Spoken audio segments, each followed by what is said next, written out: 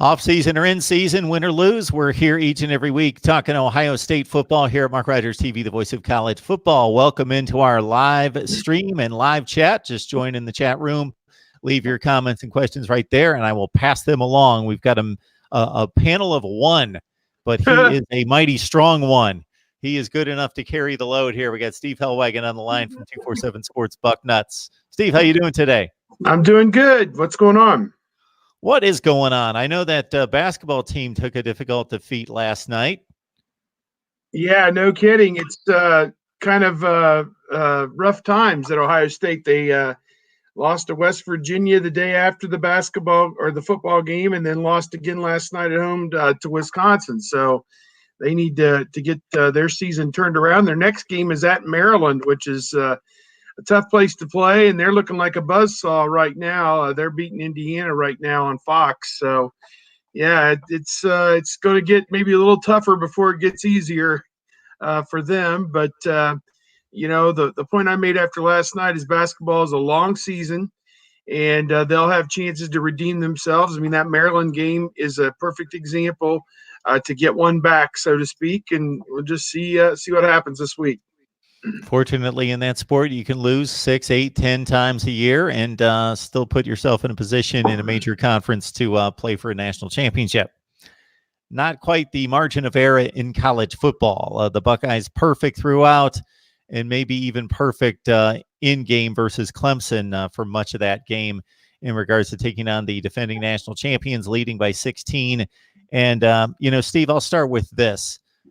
You're around this team all the time. You're around Ryan Day and the coaching staff all the time.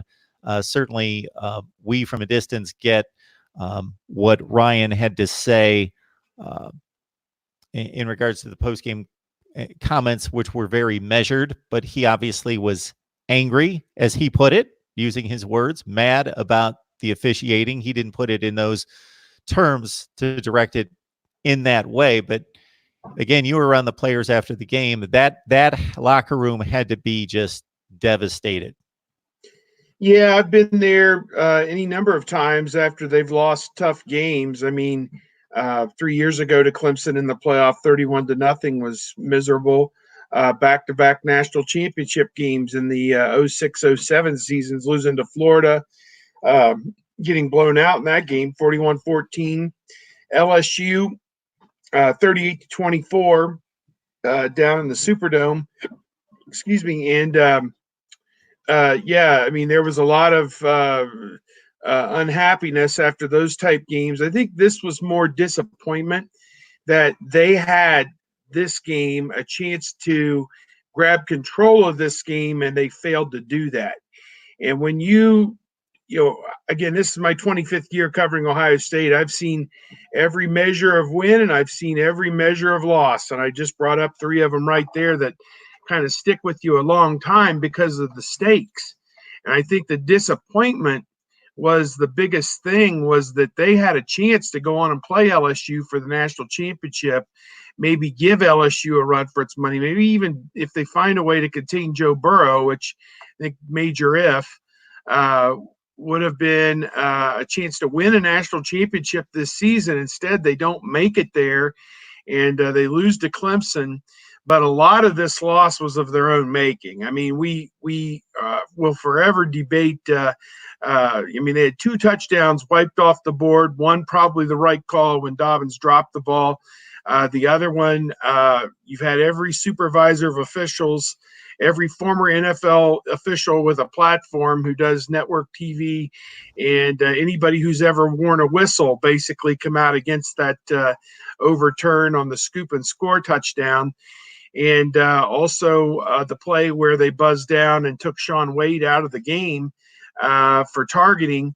The good news a week later is Ohio State's keeping Shaun Wade. He is, as we just found out moments ago, going to come back to Ohio State for what would be a 4th year at junior situation. He redshirted due to an injury his first year. So big news for Ohio State in that regard. But back on this game, yes, very disappointed, very angry that they had the game kind of ripped out from underneath of them. But we can point to 4 or 5 things: roughing the kicker, allowing Trevor Lawrence to run for a 67-yard touchdown or whatever that was, allowing Trevor Lawrence to throw the ball to the running back for a long touchdown, and letting them go 4 plays, 94 yards at the end of the game for the winning touchdown.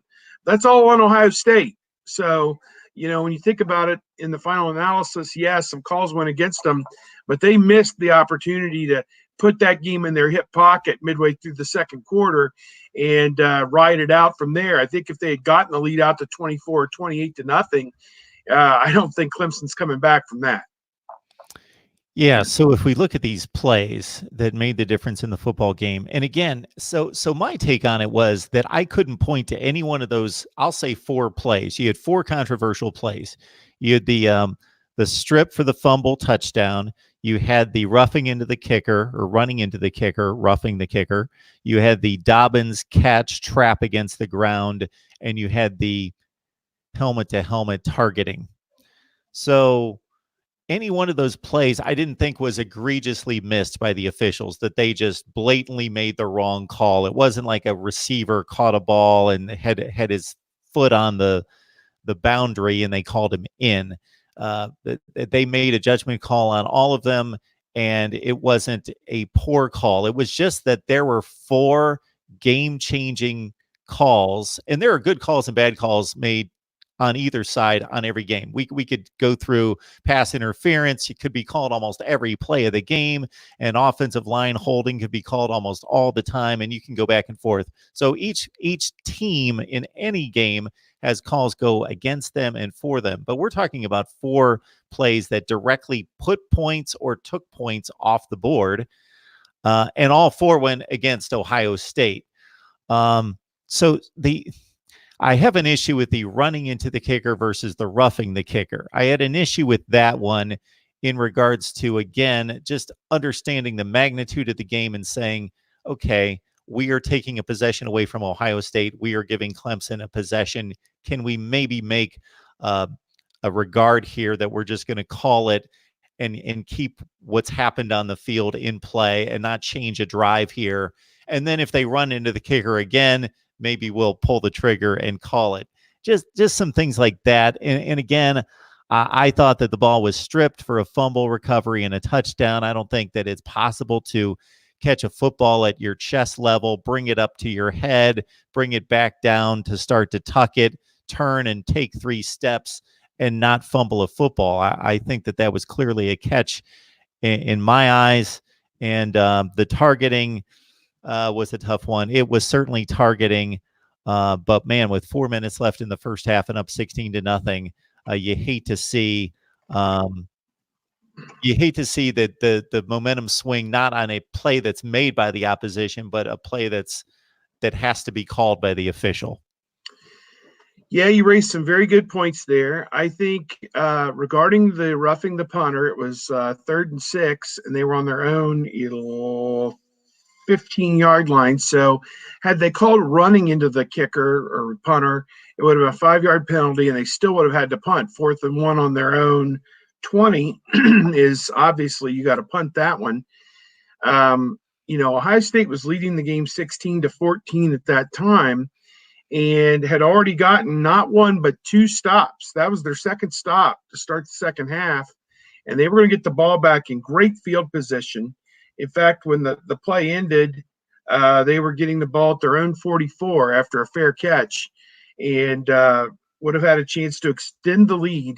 And I think that is, if there was one area where Ryan Day, as a rookie head coach, maybe made a mistake, it was in that decision, because they tried to win the game with 7 minutes and 54 seconds to go in the third quarter, where they just needed to play safe punt, fair catch the punt, and go score. That's what they needed to do.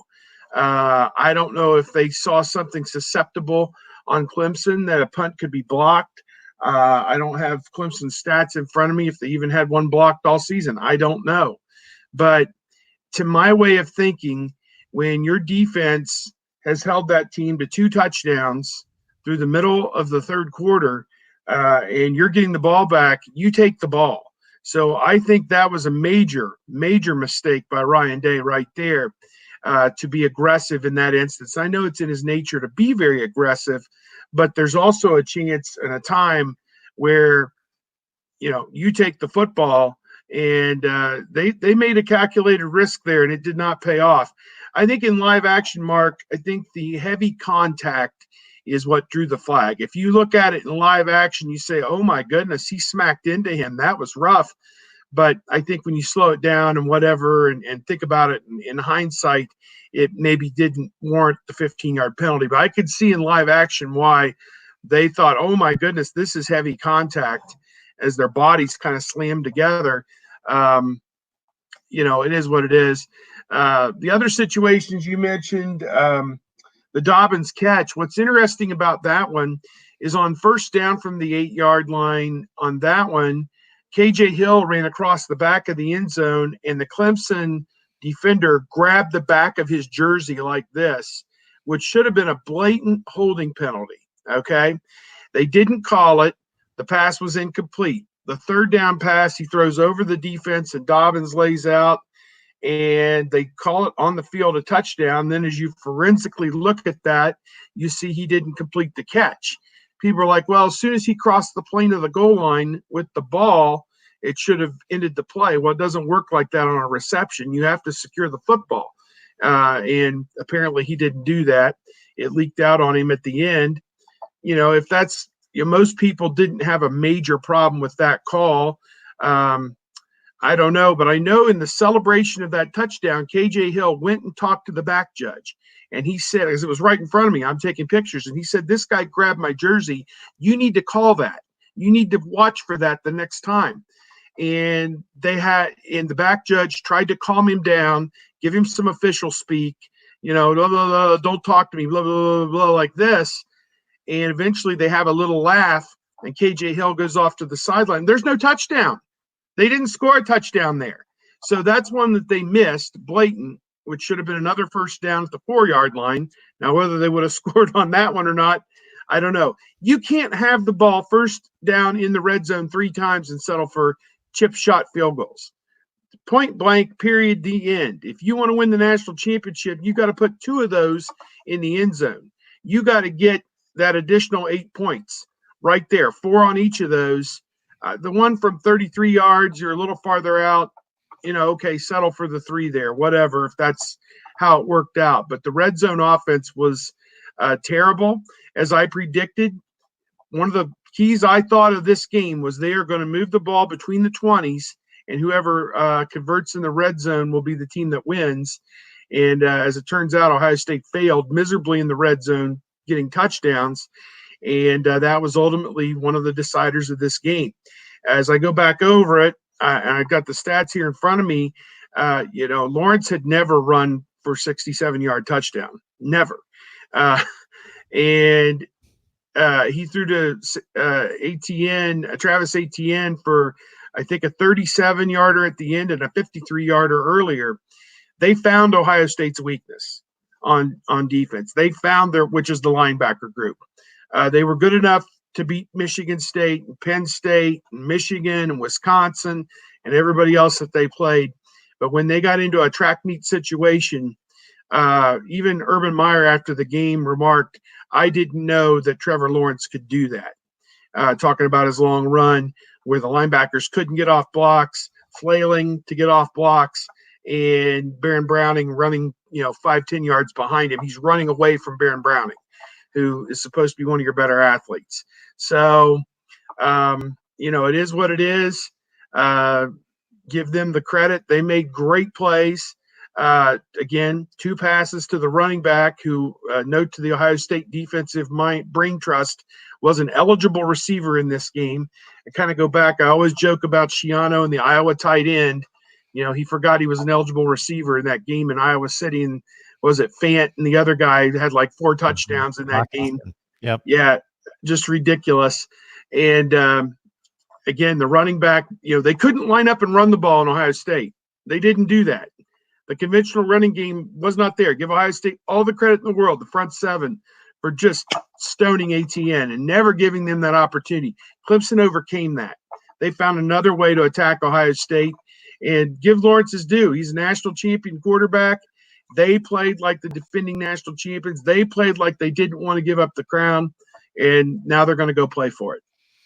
And Steve, it's certainly set up as a dramatic finish, and it was to a certain extent, but it could have been even more so after Lawrence takes them 94 yards on 4 plays, which was just inconceivable the way the Ohio State defense had played all night, and then all of a sudden get carved up 4 plays, 94 yards.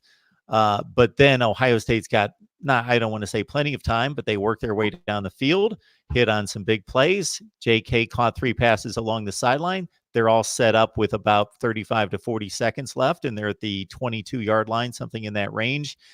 And instead of Clemson needing to make a play, they have the ball thrown right to them because of the miscommunication between Olave and Fields. It's just unfortunate that it wasn't a play in which both teams are in communication and executing, and everything's done correctly, and Clemson makes the stop or makes the play, but just to have a ball floated up in the air and thrown right to the safety is just kind of an unfortunate, regardless of who you're rooting for, unless you're rooting for Clemson. But if you're rooting for Ohio State, or you're just a neutral college football fans that wants to see the best players going up against each other with the game on the line, just to see the miscommunication. Therefore, it was basically just a pitch and catch, like, here's your interception, game over, was very unfortunate.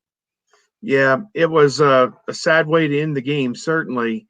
If it's one thing, if they get down there and lose the ball on downs and just can't convert, and they had to have a 6-point touchdown to tie the game, and an extra point would have won it. Unfortunate the way that it happened. They went back to the well with the same play that they had taken the lead on early in the fourth quarter with the post to Olave. And a lot of people have screenshotted that play and noticed that Clemson was rushing 4, had dropped 7 into coverage. They had 2 deep safeties, and then the other 5 were all in zone coverage underneath. And even with that, it was a very soft zone. He had outlets to the left. Wide receiver or tight end was open in the left flat.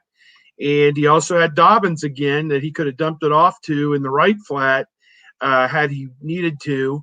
Olave was running free down the middle of the field, and in some misunderstanding or miscommunication, he thought that Fields was breaking off the play and was going to probably roll out back to his left and scramble and try and keep the play alive. So he broke off of his route.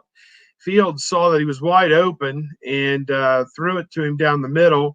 And the only one there was the safety Turner, who came over from the left side of the formation and was basically in center field and the only player in the frame, and caught the ball. And, unfortunate. And, again, as Ryan Day said after the game, they were playing football and the clock is running.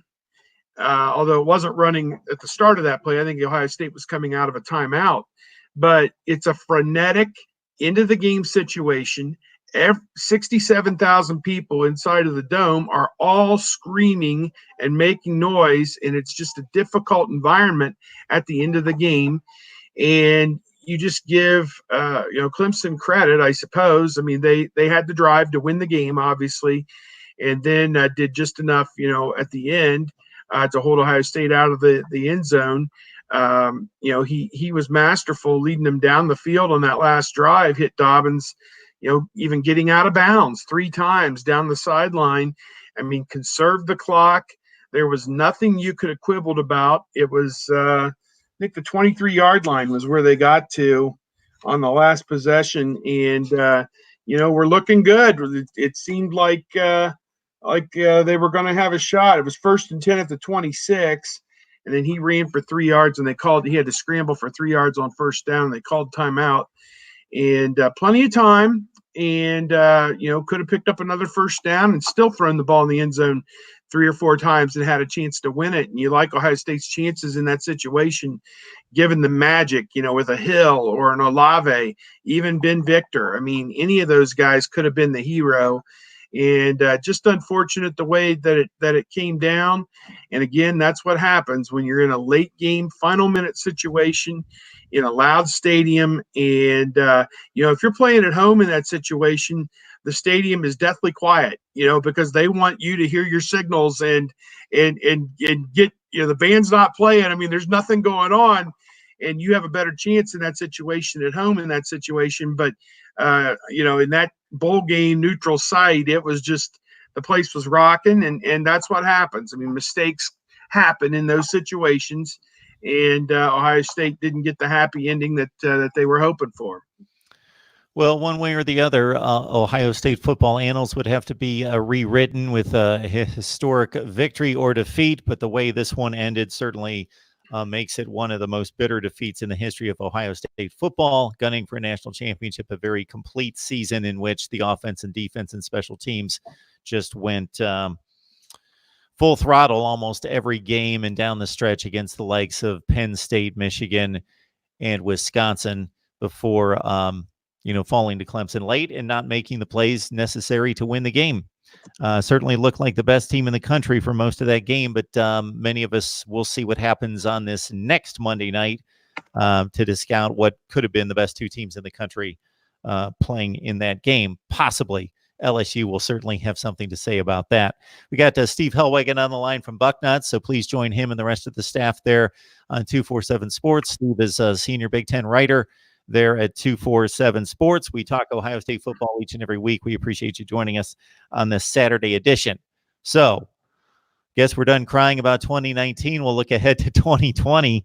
And as always with this program, just the number of draft eligible players that are seniors, but just complemented by the number of players that have a decision to make because of their draft status as underclassmen.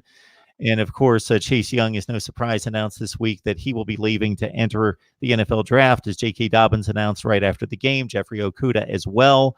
Shaun Wade, as you mentioned just a few minutes ago, Steve, will be back. And so that's obviously good news for Buckeyes fans.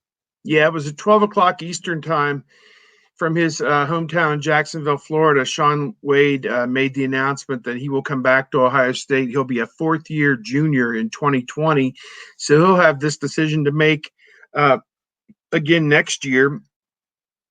He was a key backup, probably the fourth cornerback on the team in 2018. You'll remember they had Kendall Sheffield, Damon Arnett, Jeffrey Okudah, and Shaun Wade. And Shaun Wade actually did get to play quite a bit because they rotated their corners quite a bit with Greg Schiano as the primary secondary coach last year. They rotated their corners quite a bit, so he did get to play quite a bit. But he was a full-time player this year.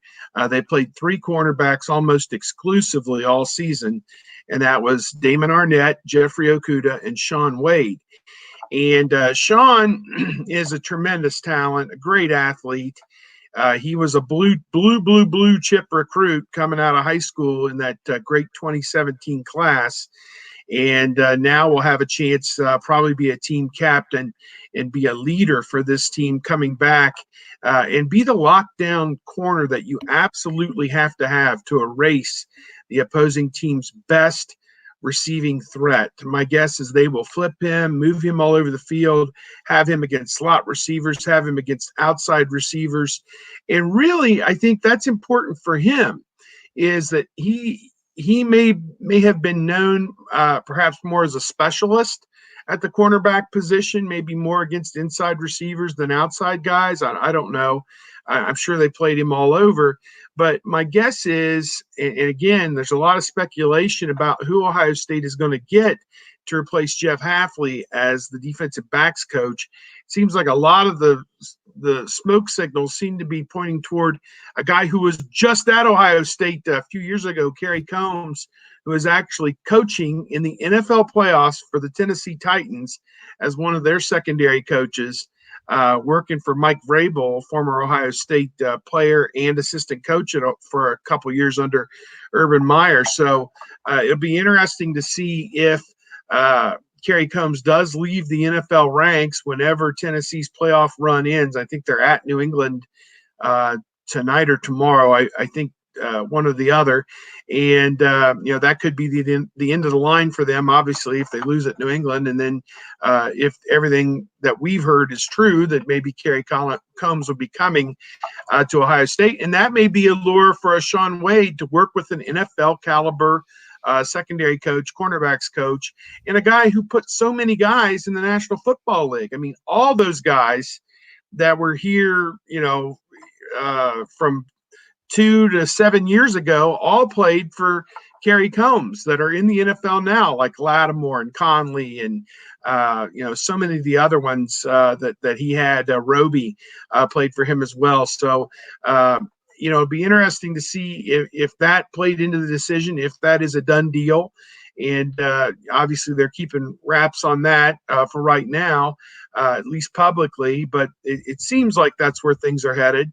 And so to me, Wade would be an anchor for the defense.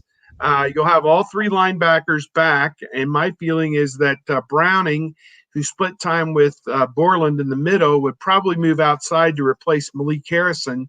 Seems to be the most obvious thing, unless one of the younger guys like a Taraja Mitchell or a Kevon Pope or Dallas Gant or somebody could earn a job and beat out one of the older guys, which they seem to love them some Werner, Borland, and Browning. I mean, they play those guys come hell or high water. So, again, it is what it is. Good enough to win the Big Ten with those guys, but are they national championship caliber linebackers? I think that's a major question after we saw what Clemson was able to do. Then up front, you're losing Chase Young, obviously, off to the NFL. No surprise there. Jeff Okudah leaving, no surprise there. You're going to have Tyreek Smith, Zach Harrison, who really came on at the end of his freshman year and played like the blue chip guy that everybody expected him to be, came out of his shell, was huge in the last 3 or 4 games. And Jonathan Cooper, who redshirted this year, he'll be a fifth-year senior, getting a medical redshirt this season. He did get to play in 4 games because of the rule, and he was healthy enough to do that, but should be fully healthy and helping them next year. To me, I think defense will be okay. They need to break in some new guys in the secondary. Obviously, Amir Reep filled in for Wade in the bowl game, and he did an okay job. I think he had a pass interference penalty on the second or third play after Wade was given the gate. But after that, settled down and played pretty well. They've got Sevyn Banks in that rotation as well. I'm looking at my sheet. Cameron Brown is another guy who has played a little bit. And then, flipping over to the other side, just real quick, talking about Dobbins. We could spend an hour talking about what Dobbins meant to this team. The first 2,000-yard rusher in a season in Ohio State history, and that takes in Eddie George, Archie Griffin, Ezekiel Elliott, Keith Byers, Tim Spencer, and so many other great running backs. He set a standard, I think, that'll be hard to match, and went out with one of the most courageous performances I think anybody could recall with the way that he played in that game. Not perfect.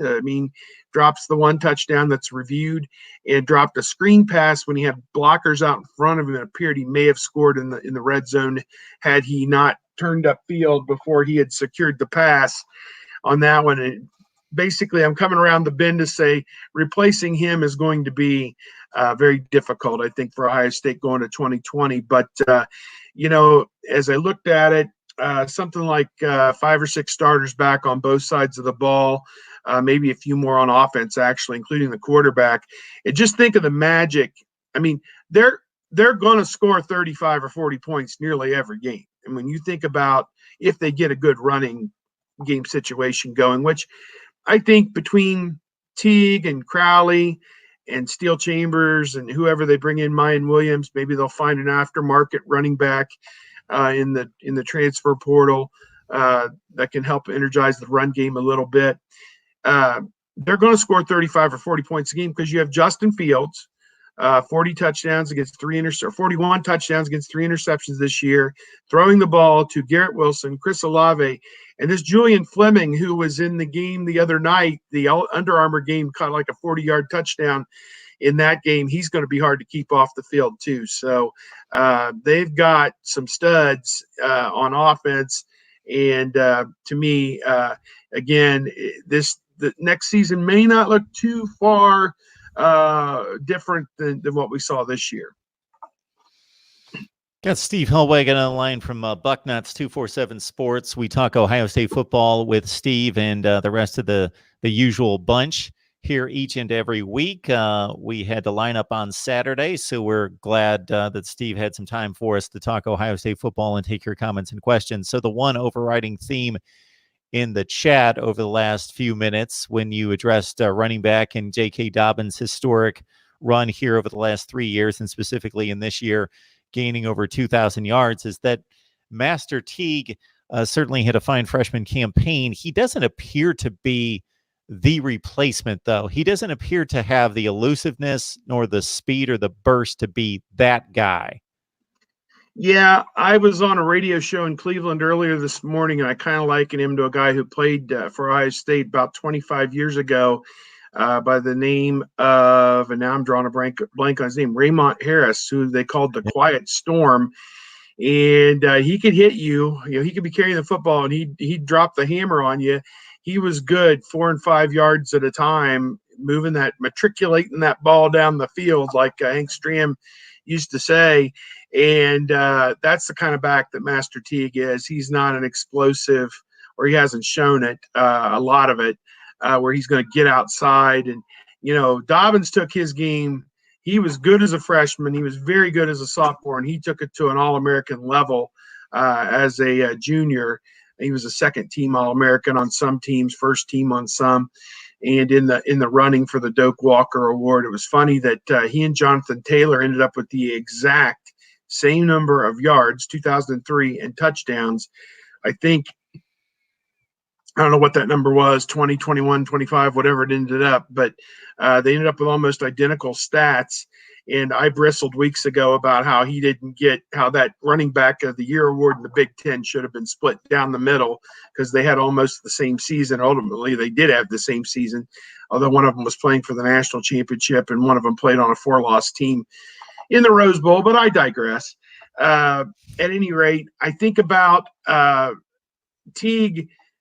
He got tremendous experience this year. I mean, he rushed for about 800 yards in mop-up, backup time. And as one of the reporters said, it's much easier to trample a beaten-down Indiana defense than to go out there in the third quarter with the net. With Dobbins had to leave the game because of his ankle, had to go back to the locker room to get taped up and maybe stretch out some things with his ankle so that he could get back in there. And, Teague did the best he could, and it was just tough sledding for him in that game against that type of a defense. And so, again, good enough players to compete in the Big Ten, but to win a national championship, again, what it's shown, you've got to have tremendous talents in that situation. And I think he can be a piece of the puzzle next year for Ohio State. But I think they're going to give Marcus Crowley and Steele Chambers in particular every chance to win some of those carries. And beyond that, I think you also, as I had mentioned earlier, probably peruse what's out there, a grad transfer or whatever. I know Miami had a guy who put his name in the portal who could be viable. I'm not sure. I'm just spitballing at this point. I have no names or anybody that would be relevant, but somebody who can come in for a year and kind of bridge the gap. They're recruiting at running back. They got Mayan Williams, who's kind of a plotter from Cincinnati, what's kind of another Teague. And so I think they're looking for a guy who is a game breaker in the 2021 class, to help them out going forward. But, what Dobbins did in 3 seasons was nothing short of amazing. And second all-time on OSU's career rushing list, only 800 yards behind Archie Griffin. And that was a record I didn't think anybody would ever approach. Had he came back, he would have beaten that record by about week 7 in 2020. So that's something to say for him. And again, he's taking a little bit of a risk going to the NFL. the shelf life for a running back is not all that long. You only have so many carries in your body before you break down. As we see, it's hard for guys to play longer than about 4 or 5 years at top capacity at the running back position in the NFL. And I don't see Dobbins with a lot of first-round projections. They typically don't take a lot of running backs in the first round of the NFL draft. And I'm honestly not sure if he's an every down back in the National Football League. Mark, maybe you watch more NFL than I do, or I'll defer to people who are experts. I think he'd be a tremendous third down back. I mean, a guy that can swing out of the backfield, catch a pass, or even stay in and do a little pass protection if he had to. But I don't know. I'm open on. I don't think he can show anything else at the college level. I think he had maximized what he was going to be as a college running back, and yet I'm not sure he's a first-round NFL pick. So, and again, it's not a knock on him. It's just kind of the marketplace for NFL backs right now, and the way that they draft them. I got to say, Steve, there were a number of points that you made that I was going to address, and I need to respect my age and start marking these down in terms of what I'm going to respond to, because by the time we get to the end of one of my 5-minute rants, here, you've forgotten what I totally was. forgot, but I kept this comment on, and we're not going to dive. We will dive into ancient history just because that's what we do from time to time, and it is the off season now. So let's understand something. So Ohio State lost this game. There were some calls that went against them. We could argue them until kingdom come because they are arguable calls. They weren't blatantly missed, nor were they blatantly correct. They were arguable calls to varying degrees. Okay, if we go back to 2002, so I believe that most of the people that have a gripe from the Miami standpoint in the 2003 Fiesta Bowl and the pass interference call that was made in the right corner of the end zone. Let's understand one thing. I've watched that play, probably not as many times as Steve has, but I've watched it dozens and dozens of times. My thought on the play is that maybe it wasn't necessarily pass interference with the ball in the air, but that defensive back grabbed Gamble and held him by the jersey with both fists. So the holding call versus the pass interference would have had the same result. First down at the 2-yard line. And that would have been the correct call in my eyes. And I watched that play a zillion times. Number two, as this fine gentleman, Henry, points out here, because this is rarely brought up. If you go back to the previous possession, Ohio State was nursing a 3-point lead. They had the ball with about 3 minutes left in their own end. They had a third down play in which they threw a pass to Gamble on the right sideline. He was number one inbounds. And this is before replay, of course. Number two, he was interfered with blatantly. He was held by the jersey. Ohio State didn't get the first down, had to punt the ball, and of course Miami had time to come down and score with seconds left to push field goal at the end. Yeah. So there are not just the famous calls that are missed, or maybe not missed, but there are other calls that get brushed aside that they could have changed the game as well. Yeah, you're right. I think, again, that was a penalty. I think the guy was emphatic with this call. He maybe didn't throw the flag, but as he's walking in there, he is determined to go tell the referee what happened, and in no uncertain terms. I mean, people can say what they want about that play from, what would that be, 17 years ago now.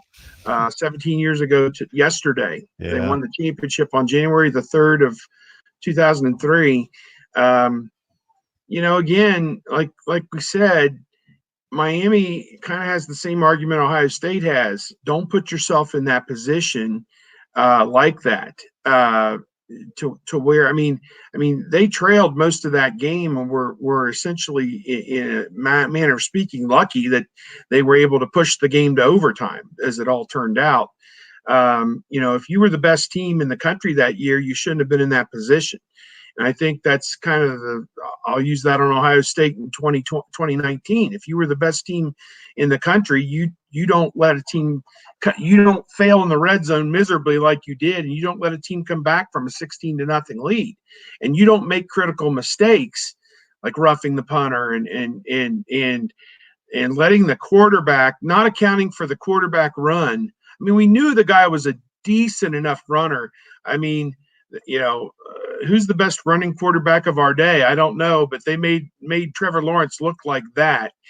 One of the things that I jotted down, some things that I think would improve the playoff and improve college football. And I was talking with a guy this morning, went to go get coffee, and he's like, Wade didn't launch himself into the quarterback. It just seemed kind of like an unfortunate thing. People have pulled out a video of Dobbins on a simple play up the middle, and a guy from Clemson comes in, leads with his helmet, and hits him helmet to helmet. And because it's the running back on a simple dive play, that's just part of the game. Well, the contact was every bit as egregious as what Wade did to Lawrence, but they don't call that. It's maddeningly inconsistent is what I would say. And is it worth a 15-yard penalty? Yes, but to get kicked out of the game, I mean, that impacted the rest of the game for Ohio State because he's arguably one of their top 7 or 8 players. Wade was. And for him to get thrown out of the game and not be there, certainly helped Lawrence and his ability to move the team down the field. But this is what I think. In this day and age on Twitter and on message boards, everybody has a voice. And the Ohio State people are up in arms about SEC officials. SEC officials robbed us. SEC officials. I don't think for 1 minute that they were corrupt. And I just think that they maybe got some things wrong. And that's football. I've been watching it 25 years. Even with replay, things aren't going to be perfect. And it's unfortunate. I don't think they were corrupt, but these are some things that I think that would work to correct the situation. I think people on Twitter and on message boards looked at it and said the SEC had this mindset that Clemson would be an easier team for LSU to play. So let's do everything we can to help Clemson get into the championship game and play LSU. That theory works up until the point you realize Ohio State had the ball at the 20-yard line going in at the end of the game. And if they complete that pass, Ohio State's going to the national championship game. There's nothing that the SEC or their officials could have done about it. So that's kind of hollow to my way of thinking. If they really wanted to fix the game, Ohio State would have never been in that position. They would have flagged them into oblivion. They also buzzed down at the beginning of the game and got Garrett Wilson's play correct, where he soared over the defensive back and came down with a hand inbounds, and then his foot was out of bounds. And that only happened because the SEC replay official, with proper integrity, hit the button and buzzed down. Now people will say, well, Dobbins was running for a touchdown when they stopped the play. Well, we don't know that. I mean, they blew the whistle and everybody stopped playing, so it's hard to say. But they got the play right. I mean, you want it both ways. You want to say they screwed you, but when I point out to you that in that instance they had integrity and they buzzed down, you don't listen to that. So whatever. But my solution is you have 4 teams in this playoff this year from 4 different major conferences. Some years there's only 3 conferences represented when they get 2 in. So then there's 2 major conferences left out. Whatever the scenario is, in this season, how this should have been handled was they should have turned to the Pac-12 and said, give us your number 1 referee, back judge, line judge, blah, blah, blah, blah, blah. Give us your number 2, blah, blah, blah, blah, blah, blah, blah. This was an all-star SEC crew. This was not a crew that had worked together all season. I'll point that out. And I don't know that matters because they're all great at their jobs to where they can work with any other referee or umpire or whatever, or the other, whatever they call that other guy behind the play. Those 2 guys run the game basically. So my theory is you should never, under penalty of death, have a conference whose team is represented in the playoff calling another semifinal game, because that only brings about the appearance of impropriety. And this thing should be above reproach. And I think that they should have turned to the Pac-12 and done a mishmash of their ones and twos, their two top-rated guys at every position, send one of those groups to do the LSU game, send the other group to do the Ohio State game, and have the national supervisor of officials leaning in on the replay to get everything perfect as best as it could be. Then it's above reproach. It is above impropriety. There is no question about any motives that this SEC crew had. And I'm sick of hearing about that because I don't think they were corrupt. Not for 1 minute do I think they were corrupt. Not for 1 minute do I think that they were trying to put Clemson in that game over Ohio State. It's just the way it worked out. He saw that scoop and score play differently than everybody else. Terry McAuley came out against it. Bill Carollo came out against it. Gene Steratore came out against it. Anybody who's ever officiated a game came out against it. The one guy who mattered, he called it the other way. What are you going to do? I mean, that's just my feeling. So that's my soapbox. I think if they went to that type of approach to the officiating and put people who do not have any skin in the game in those positions, then there's one less thing for people to bitch about. Yeah, it's a tremendous thought on your part. I think it makes total sense. I don't see any reason why that wouldn't. We're 6 years into this and they've never thought of it. Well, other people apparently need to be in charge of college football, Steve, like yourself. We need a commissioner. We need a commissioner of college football. All right, we got Steve Hellwagon on the line talking Ohio State football. The one point that did come back to mind was Lorenzo Lingard is the former 5-star at Miami who's in the transfer portal, who possibly could find his way to Ohio State. So that was one point that did come to mind. I'd like to thank Thomas Lee for contributing in the Super Chat. Thank you so much, sir, for your contribution and helping us build the channel. Steve, we appreciate you stopping by. I think we've done enough damage, and thank you so much for your time. I know you've got a ton going on with all the aftermath of all the storylines following football, and then you dive right into a top 5 ranked basketball team that plays a ton of important games. So you've got enough going on your own, and other media obligations. So thanks so much for giving us the time this week once again. All right, Mark, take care.